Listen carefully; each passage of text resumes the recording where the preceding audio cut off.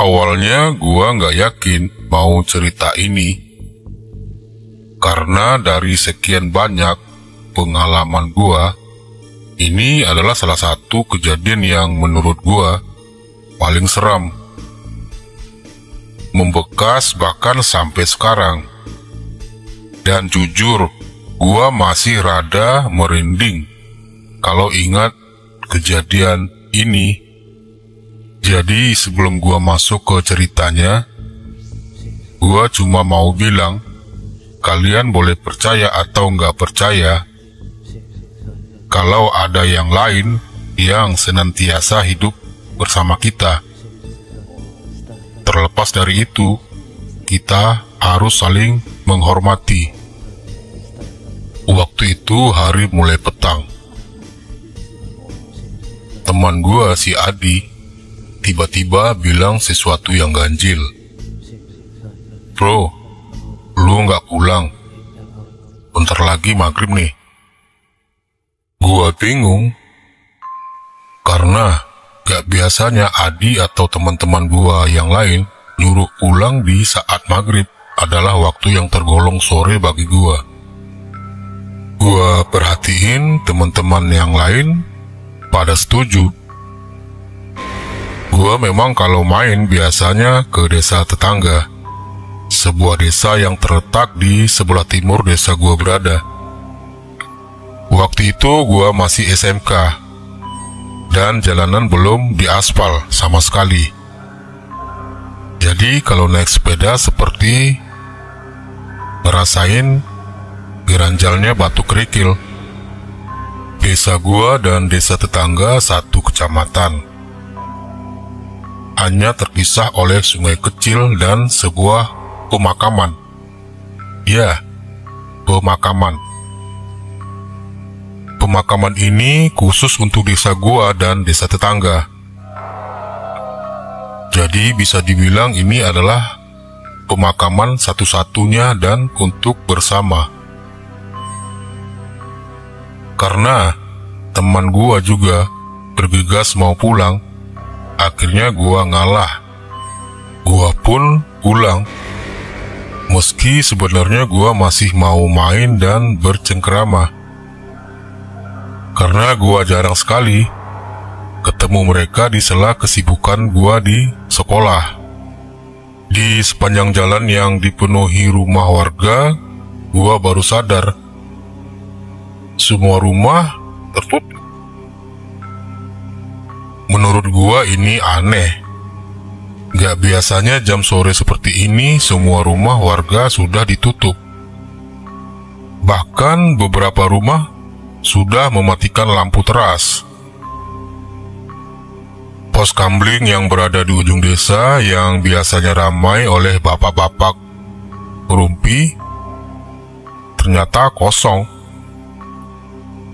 Gua tetap ngayuh sepeda dan masih memperhatikan rumah-rumah warga.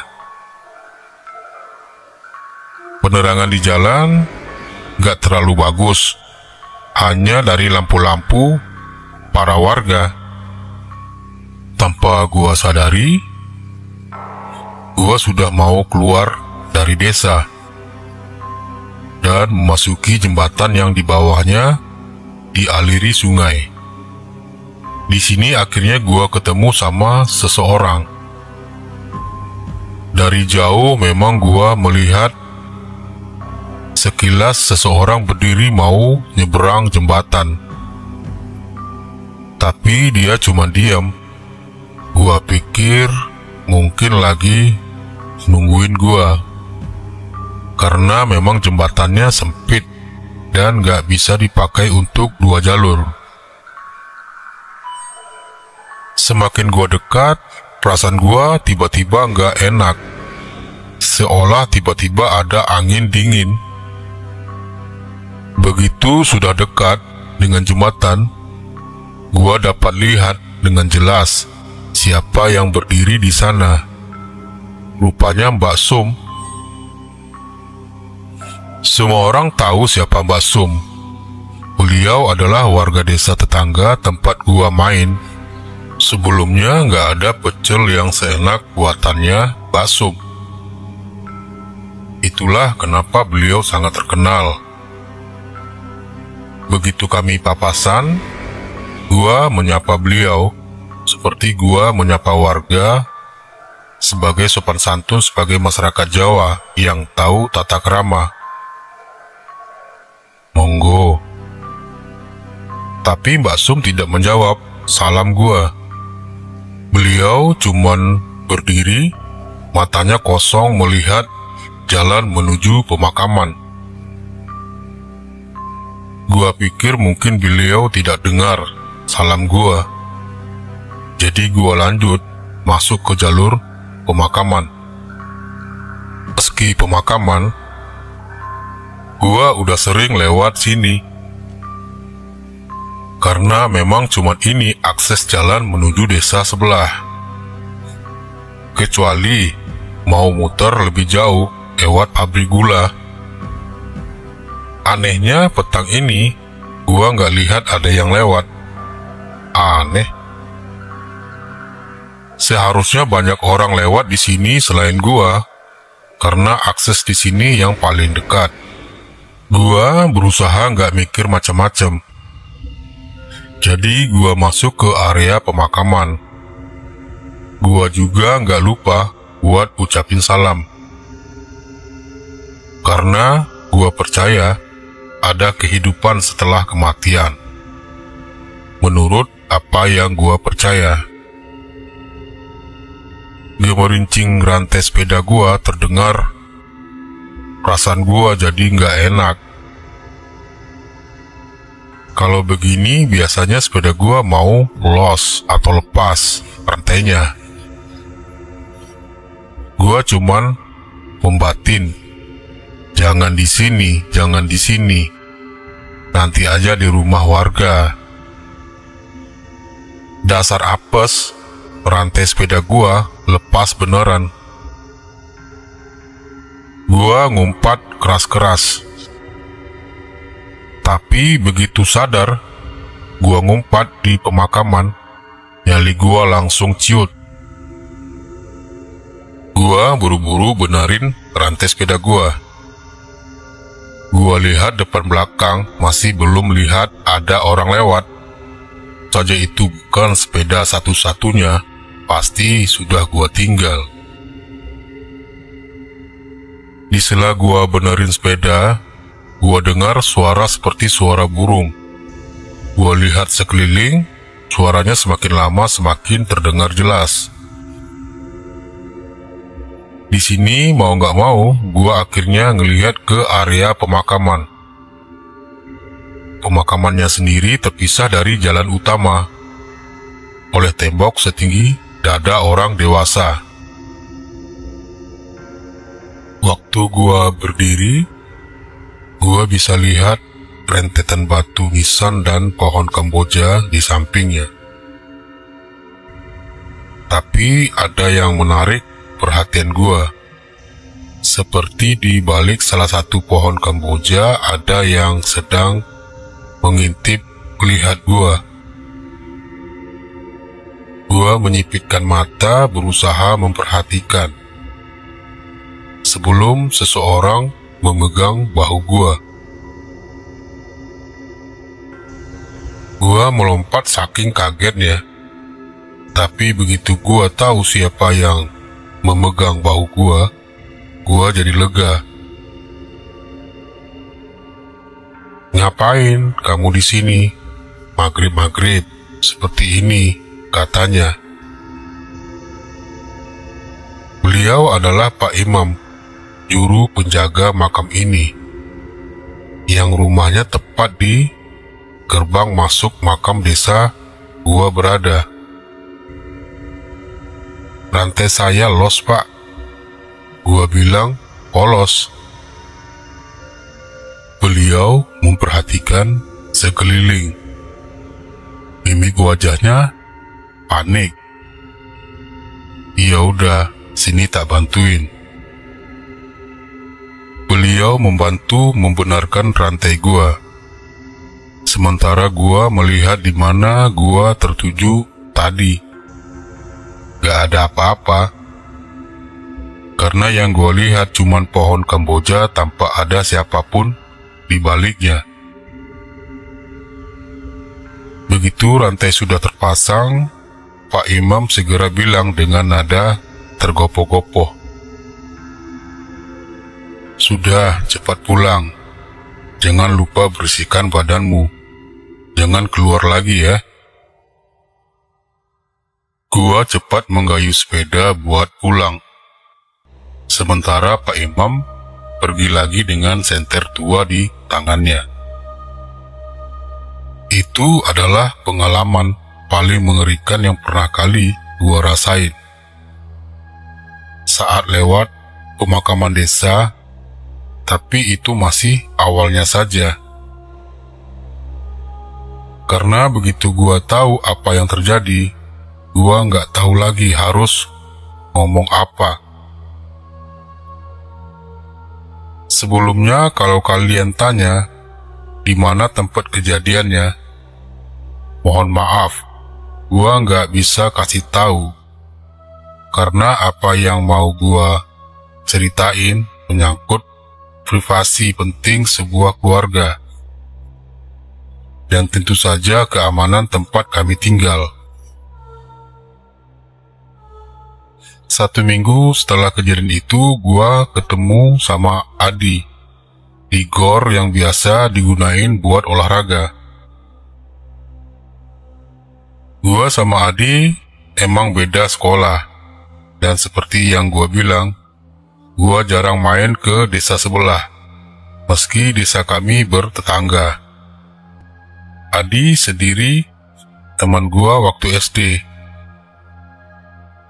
Gua basa-basi ngobrol sambil minum es tebu. Ngobrol, ngidul-ngidul, tiba-tiba gua ingat kejadian petang itu.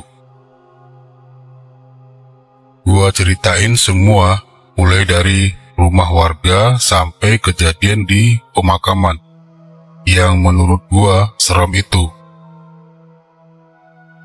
Tapi gua lupa detail cerita waktu gua ketemu Pak Sum.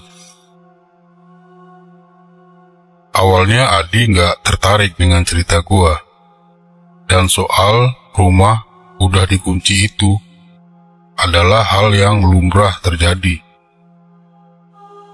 Gua tahu, kayaknya Adi nutupin sesuatu. Gua juga cerita kalau di pemakaman kayak lihat ada orang ngintip gua dari balik pohon Kamboja sebelum Pak Imam datang. Adi masih nggak tertarik. Sampai akhirnya gua cerita, gua ketemu Mbak Sum di jembatan di atas aliran sungai antar desa. Di saat itu gua tahu Adi sangat pucat dan lihat gua dengan tatapan ngeri. Adi nggak ngomong apapun. Kemudian dia pamit karena dia kudu balik ke sekolah. Gua nggak penasaran sama sekali. Karena memang semua rentetan kejadian nggak ada yang perlu dibikin penasaran. Sampai akhirnya ketika gua di rumah dan nyokap bilang nggak masak, gua usul sama nyokap, "Beli pecelnya Pak Sum saja, Mak." Nyokap gua cuman lihat gua dengan tatapan bingung. "Loh, kamu nggak tahu?" kata nyokap. "Tahu apa, Mak?" kata gua. "Mbak Sum udah meninggal 1 bulan yang lalu." Innalillahi, gua cuman membatin, karena gua baru tahu sekarang. Jujur aja, gua itu orangnya emang interaksi sosialnya kurang. Jangankan tetangga desa, tetangga sendiri gua kadang lupa namanya. Gua masih nggak percaya dengan apa yang gua baru dengar, sampai gua baru ingat kejadian gua ketemu Mbak Sum bukannya seminggu yang lalu. Gua kaget. Gua tanya Yokap, apa nggak salah soal kapan meninggalnya Mbak Sum? Beliau bilang kalau nggak salah, karena Yokap ngelayat ke sana. Tapi Yokap merasa ada yang aneh waktu pemakaman. Gua tanya apa, tapi Yokap nggak mau kasih tahu. Katanya pamali membicarakan kematian seseorang, dan nggak pantas saja yang begituan diceritakan. Gua mendesak Yokap buat mau cerita, karena gua sumpah penasaran, sekaligus gua mau mastiin lagi. Yokap tetap kekeh nggak mau cerita, tapi Yokap cuman bilang nggak ada yang diizinin buat lihat jasad Mbak Sum yang mau dikebumikan. Tanya aja bapakmu, dia kan ikut nguburin. Gua baru ingat, bokap biasanya bantuin tiap ada pemakaman. Jadi akhirnya gua nunggu bokap pulang kerja. Begitu bokap pulang, gua langsung tanyain perihal pemakaman Mbak Sum. Bokap cuma lihat gua dengan tatapan selidik. Beliau cuma berucap, "Us, gak pantas ngomongin orang yang sudah gak ada." Gua gak dapat info apapun akhirnya dari bapak. Kemudian gua kepikiran soal Adi. Gua bela-belain nyari Adi di rumahnya, dan akhirnya kita ketemu di lapangan. Dia lagi main bola sama yang lainnya. Gua pun ikut main bola. Setelah main bola, gua tanyain soal itu. Adi dan yang lain cuman diam. Gak ada satupun dari mereka yang mau cerita. Gua akhirnya pulang kecewa. Gua coba hitungin lagi kapan tanggal kematian Mbak Sum dengan kejadian gua ketemu beliau di jembatan samping pemakaman. Gua masih nggak habis pikir kalau Mbak Sum udah nggak ada 1 bulan yang lalu. Yang gue temui waktu itu siapa? Intinya waktu berjalan cepat, dan gue ketemu Adi lagi. Dia lagi sama teman-teman sekolahnya ngopi di warung dekat alun-alun.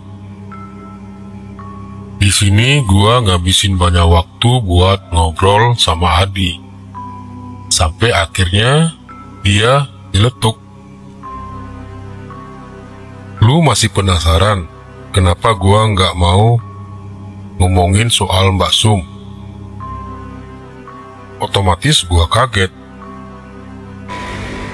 Udah lama gua nggak tertarik lagi sama hal itu, dan udah meyakini mungkin gua salah lihat waktu itu. Tapi pertanyaan Aldi terlalu menggiurkan untuk ditolak, jadi gua bilang masih tertarik.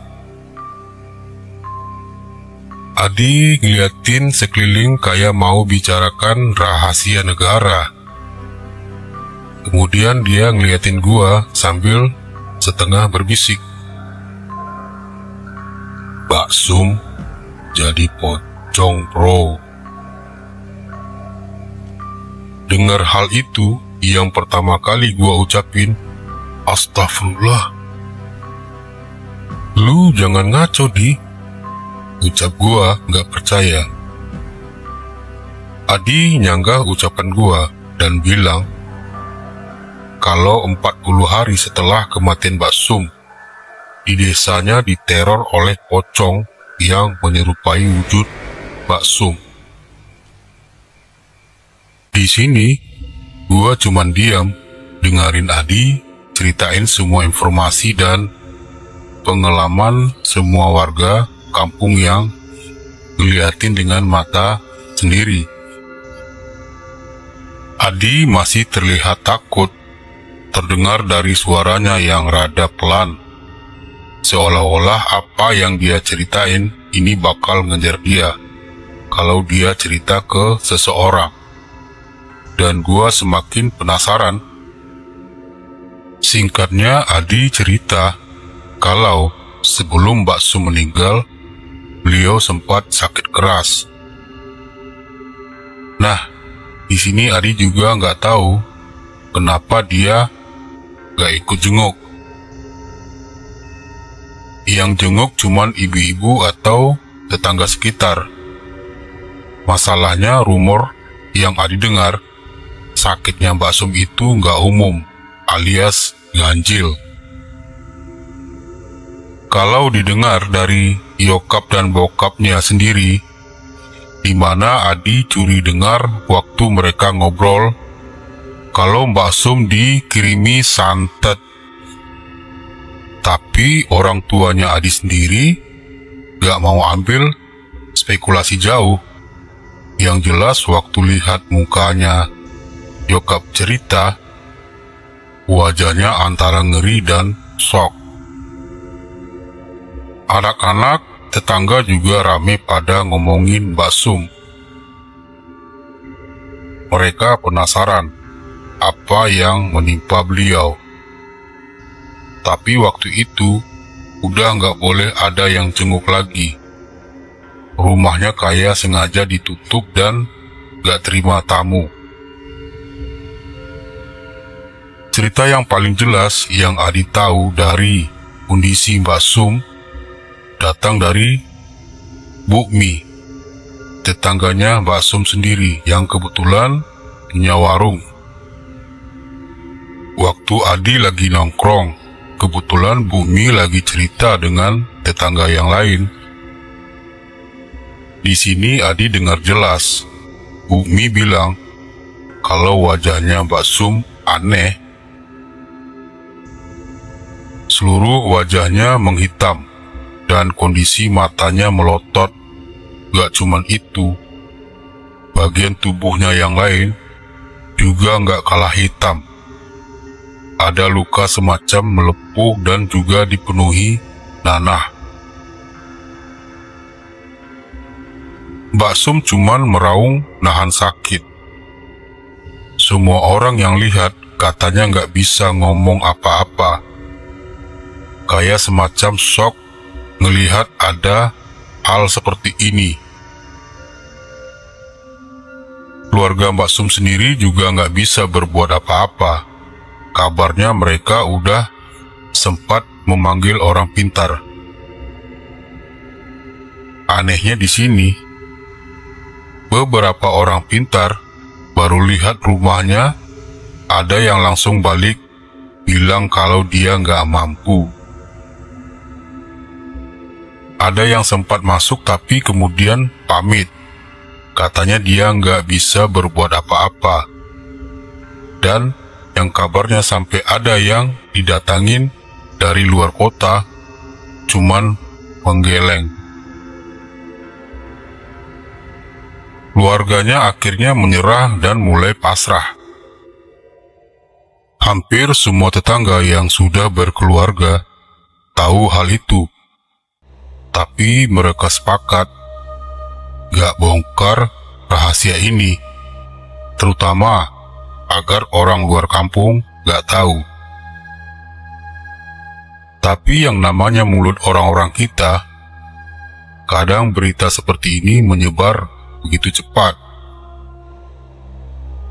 Di sini gua jadi mikir, apa jangan-jangan bokap gua juga tahu soal gini? Dan nyokap juga. Tapi mungkin mereka nggak mau ceritainnya ke gua. Jujur aja, Waktu Adi cerita, bulu kuduk gua merinding, padahal hari masih siang. Gua nggak tahu kalau ada kejadian seheboh ini di desa tetangga. Tepat setelah setengah bulan kurang lebih Mbak Sum menderita, akhirnya keluarga mengatakan beliau meninggal. Di sini Adi bisa lihat sendiri ada yang aneh dengan pemakamannya. Rumahnya ditutup oleh kain hitam, sementara warga cuman bantu seadanya nyiapin pemakaman. Adi sendiri cuma bantuin motongin bambu, sementara dia ngelirik ke sana kemari, memperhatikan gelagat keluarga yang mulai pasang kembang di sekeliling rumah. Saat itu sekitar jam 4 sore, tapi langit udah gelap dan suasananya sangat gak enak. Jenazah dibawa ke makam jam 5 kurang, diiringi warga sekitar. Kemudian tiba-tiba Adi dan pemuda-pemuda lain dicegah untuk ikut. Niat gua cuma ingin bantu bro, kata Adi. Tapi hampir semua orang dewasa wajahnya pucat. Akhirnya pemakaman dilangsungkan tertutup. Cuma warga dan orang-orang dewasa yang ikut di sini. Adi dengar sendiri dari Mas Piko, sepupunya, yang kebetulan boleh ikut. Dia cuma bilang, untung lu kagak ikut. Adi kaget, terus tanya. Katanya sempat ada yang pingsan sekitar 4 orang. Mas Viko cuma diam beberapa menit sambil ngisap rokok di tangannya. Pingsannya mereka karena nggak kuat lihat. Mas Viko ngelirik Adi. Wajahnya tegang. Tapi Adi tahu mereka pingsan waktu lihat jenazahnya Mbak Sum.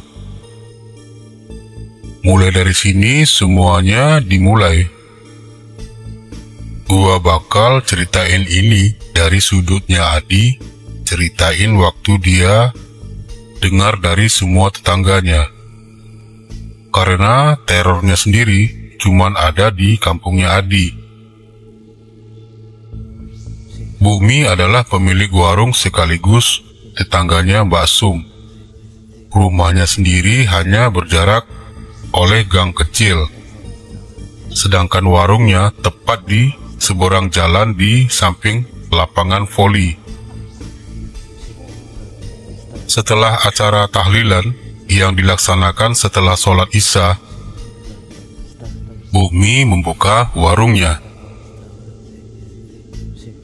Beliau biasanya menyajikan kopi untuk tetangga atau orang yang sekedar ingin cari angin. Tapi malam itu, suasananya lain. Gak pernah Bumi merasa kondisi desanya sesepi ini. Dia cuma duduk sambil melihat jalanan yang kosong.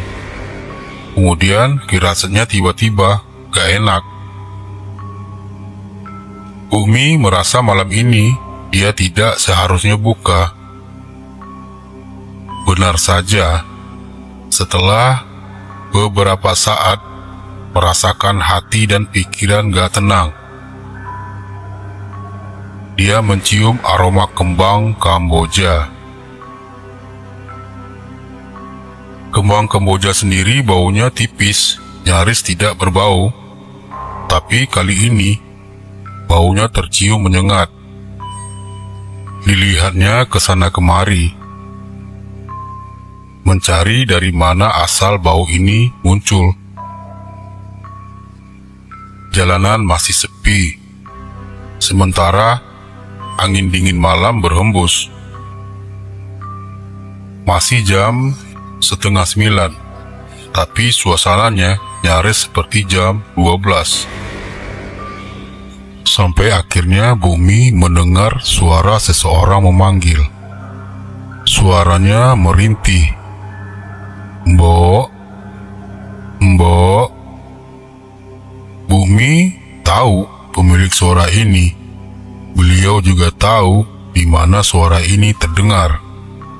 Tapi hati dan pikirannya mencoba menolak. Sementara suara memanggil itu terus terdengar. "Mbok, iki aku, Mbok."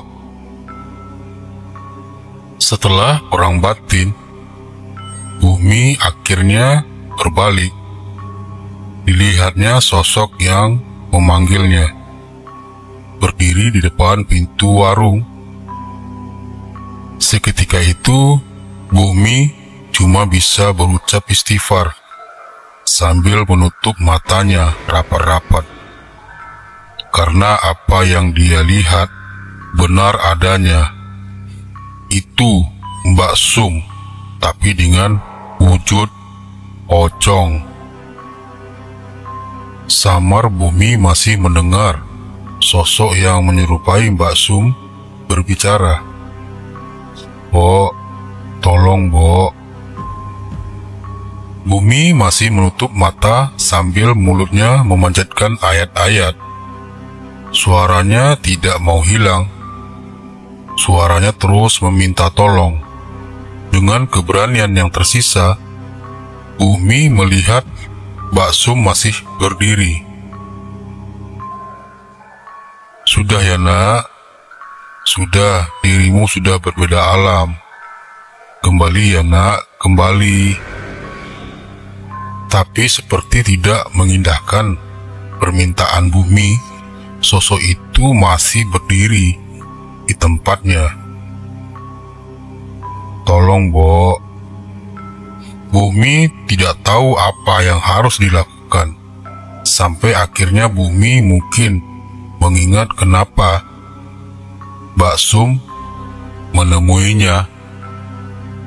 "Maaf ya, Nak, bila aku punya salah. Maaf sebesar-besarnya. Mulai sekarang aku juga memaafkanmu. Kembali ya, kembali ke tempatmu."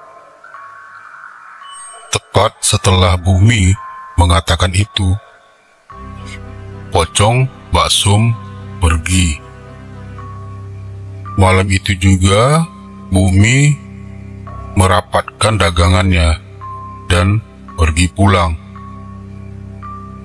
Namun Bumi belum menceritakan ini semua ke warga atau keluarga Mbak Sum, karena hampir sebagian orang nanti akan mendapat gilirannya sendiri.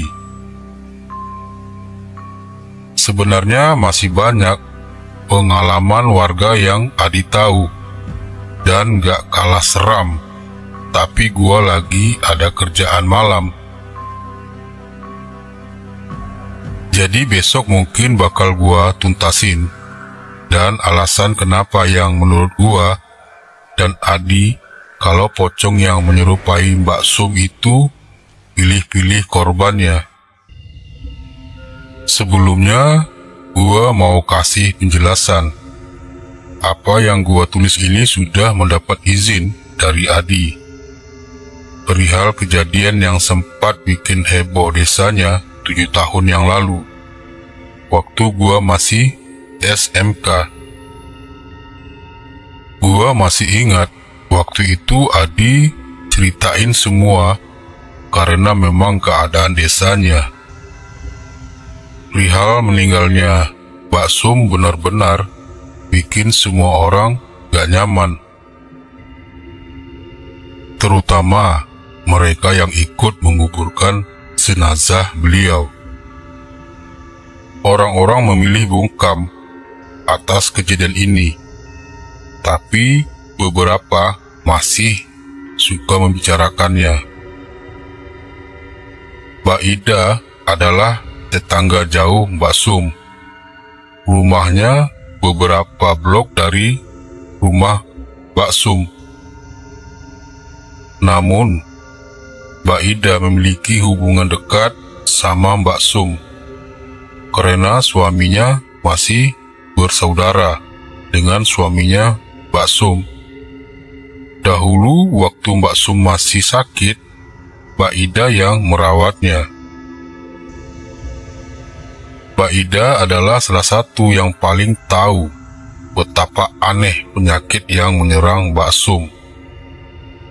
Seberapa Mbak Ida tidak pernah mau menceritakan apa yang menimpa Mbak Sum.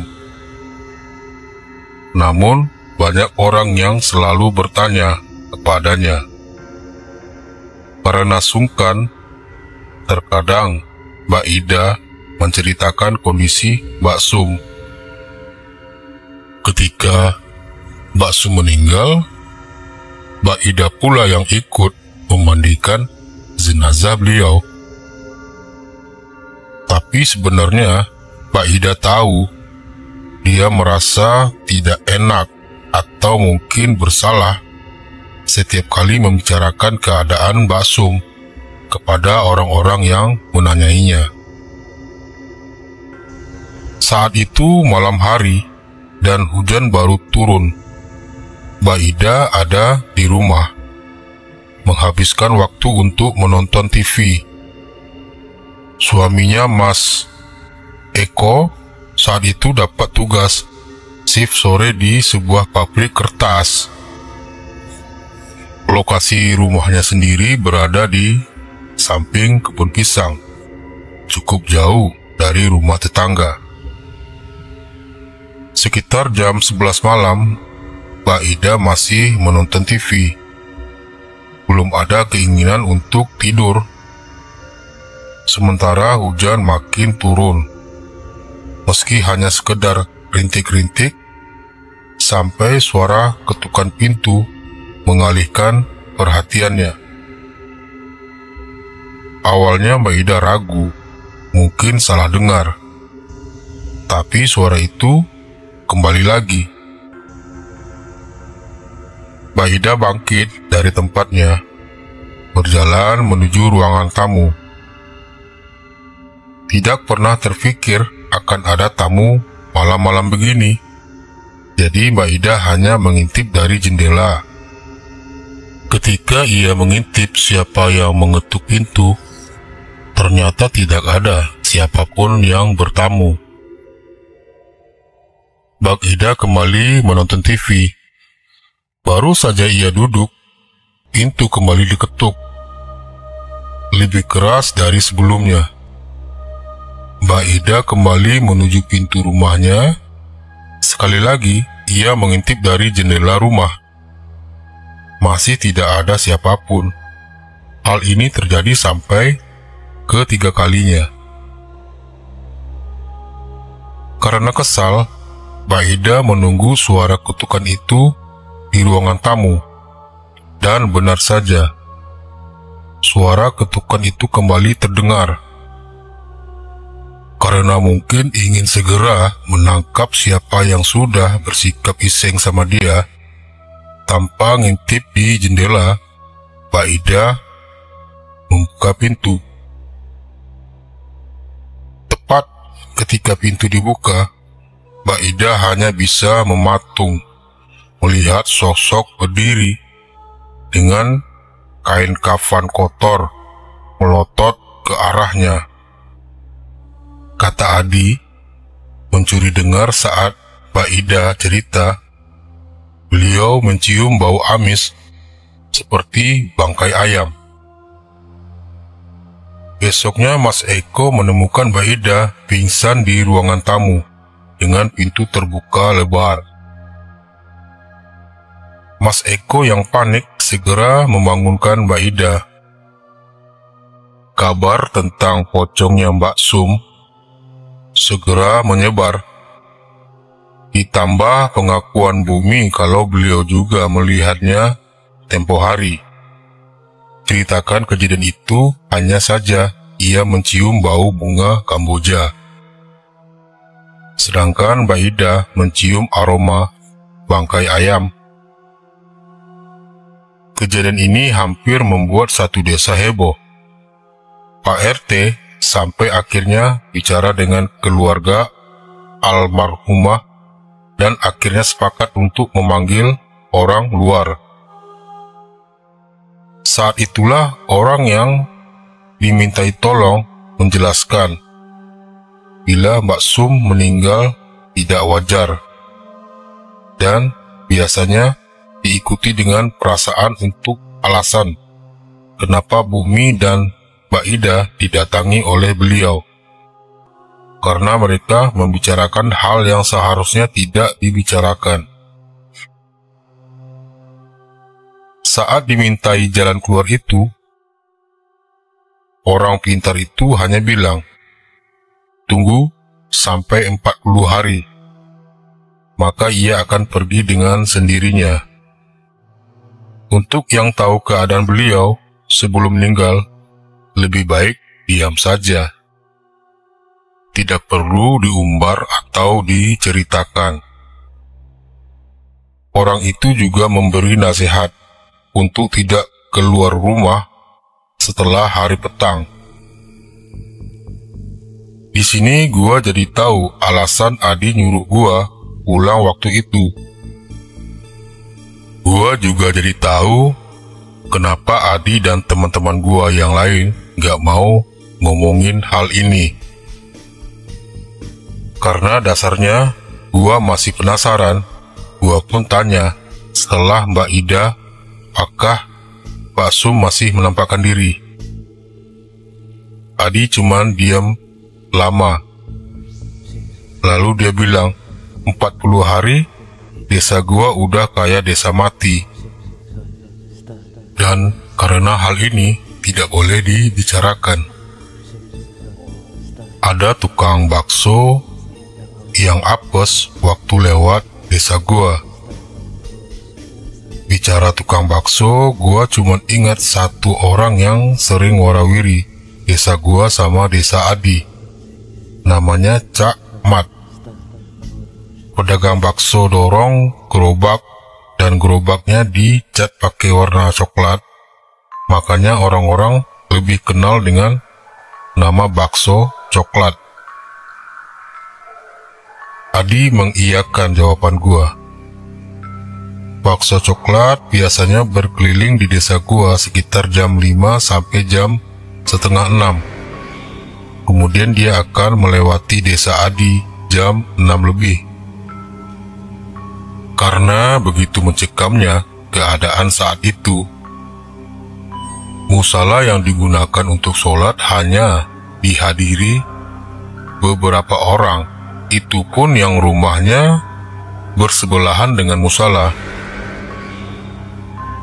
Bakso coklat lewat seperti biasanya dan tidak tahu apapun tentang apa yang terjadi di desa itu.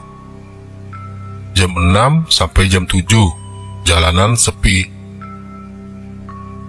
Jadi beliau melewati desa Adi ke desa yang lebih jauh. Nah, entah apa yang dipikirkan sama Cak Mat, karena biasanya dia tidak kembali ke desanya Adi, tapi melewati pabrik gula ke desa-desa tetangganya. Tapi malam itu sekitar jam 11, Cak Mat kembali ke desanya Aldi. Mungkin beliau penasaran, karena nggak biasanya desa itu sepi. Sekaligus mungkin ia ingin menjajakan sisa dagangannya. Barangkali nanti ada yang mau beli. Pucuk dicinta, ulam pun tiba. Seseorang memanggil bakso coklat keluar dari rumah yang Cak Mat tahu sebagai rumah penjual pecel. Mbak Sum keluar mengenakan daster yang biasa. Waktu itu Cak Mat tidak menaruh curiga sedikit pun. Beliau menerima mangkok yang dibawa Mbak Sum, basa-basi seperti penjual pada umumnya, namun tidak diindahkan oleh Mbak Sum. Mbak Sum hanya diam saja, memperhatikan Cak Mat menjajakan dagangannya. Yang diingat Cak Mat ketika keesokan harinya adalah ia bertanya, "Mbak, kayaknya kamu sudah sehat ya?" Mbak Sum masih diam saja. Cak Mat masih belum curiga. Setelah selesai menjajakan pesanannya, Cak Mat berniat memberikan baksonya ke Mbak Sum. Tapi seperti disambar geledek, yang di depannya sudah bukan Mbak Sum lagi, tapi pocong yang wajahnya hitam pekat melotot ke arahnya. Cak Mat yang orangnya sudah tak biasa melihat hal ganjil, awalnya takut sampai gemetaran. Mangkok yang dia pegang jatuh mengenai kakinya. Rupanya mangkok yang ia pegang juga berubah menjadi mangkok isi kembang yang biasa ada di pemakaman. Tapi setelah istighfar, beberapa saat kemudian Cak Mat berani menatap pocong di depannya. Yang diingat Cak Mat waktu itu pocong hitam yang menyerupai Mbak Sum waktu itu meminta tolong sama beliau. Jadi Cak Mat tahu kalau Mbak Sum sakit keras dan sempat menjenguk, tapi beliau tidak tahu kalau Mbak Sum meninggal setelah beberapa hari. Karena Cak Mat pulang ke kampungnya, malam ini adalah malam pertama dia berjualan lagi. "Mat, tolong Mat," pinta Mbak Sum. Suaranya menderita. Cak Mat yang takut bercampur prihatin hanya menatap pocong Mbak Sum. Dengan keberanian yang dipaksakannya, Cak Mat bertanya, "Ada apa, Sum? Minta tolong apa?" "Tolong Mat, bukakan tali pocongku." Cak Mat saat itu hanya diam, bimbang antara mau membantu atau tidak. Karena Cak Mat pernah dengar ada yang membukakan tali pocong dan berakhir meninggal. Jadi pernah ada kejadian di daerah lain, ada pemuda yang nekat membantu membukakan tali pocong. Tapi rupanya wajah pemuda itu disembur sampai melempuh, dan konon pocongnya itu sendiri adalah pocong kiriman. Tidak mau berakhir seperti itu, Cak Mat hanya meminta maaf, tidak sanggup. Pocong Mbak Sum tidak mau pergi, bahkan mengikuti Cak Mat yang kemudian mendorong pulang dagangannya. Pocong Mbak Sum bahkan menunggunya di rumah kontrakannya. Istri Cak Mat sampai langsung melihat suaminya tidak mau tidur dan melihat terus-menerus. Keesokan paginya Cak Mat menemui keluarga Mbak Sum dan meminta maaf sebesar-besarnya. Karena dulu ketika menjenguk, Cak Mat beberapa kali mengatakan hal yang kurang baik di hatinya, seperti wajah Mbak Sum yang buruk sekali ketika kena penyakit ini. Hal ini sebenarnya tidak disengaja. Setelah kejadian itu, Cak Mat tidak berjualan di desa Adi sementara waktu dan beliau tidak melihat Mbak Sum lagi di depan rumahnya. Tapi cerita yang terakhir ini Adi dengar dari Mas Apri, tetangganya, sekaligus pengantin baru. Mas Supri ini dulunya sampai merantau ke luar Jawa. Beliau kembali ke Pulau Jawa setelah menikah dan menepati rumah orang tuanya. Waktu cerita tentang pocong Mbak Sum sedang heboh-hebohnya, Mas Supri yang selalu bilang untuk tidak percaya hal begituan. Dia mengaku sudah sering lihat yang lebih menakutkan dari sekedar pocong di luar Jawa. Tapi malam Jumat itu tidak akan pernah Mas Supri lupakan. Ketika beliau cerita ke Adi dan teman-temannya, Mas Supri seperti masih nggak percaya apa yang dilihat. Waktu itu kamar mandi dan toilet jadi satu, tapi terpisah dengan rumah utama. Jadi kalau mau ke toilet, harus keluar rumah dan jalan beberapa langkah untuk sampai. Tapi malam itu suasananya lain, lebih dingin, dan Mas Supri ingin buang air besar. Dia keluar rumah lewat pintu belakang, berjalan sebentar, lalu sampailah di toilet. Sudah lepas celana, Mas Supri nyalain rokok di dalam toilet. Sampai akhirnya dia merasa perasaannya mendadak tidak enak. Semacam gak tenang. Diikuti suara ayam. Mas Supri masih gak mikir macam-macam. Tapi lama-kelamaan semakin berisik ayamnya. Belum selesai suara ayam, bau anyir langsung tercium. Sempat dia pikir asal baunya dari limbah buatannya, tapi baunya lain. Setelah selesai, dia bergegas keluar. Betapa kagetnya dia saat di luar toilet Mbak Sumi berdiri menyambutnya. Mas Supri tidak ngomong apa-apa, tapi langsung lewat dan masuk ke rumah. Dipikir sudah aman, tapi bau anyir masih kecium di hidungnya.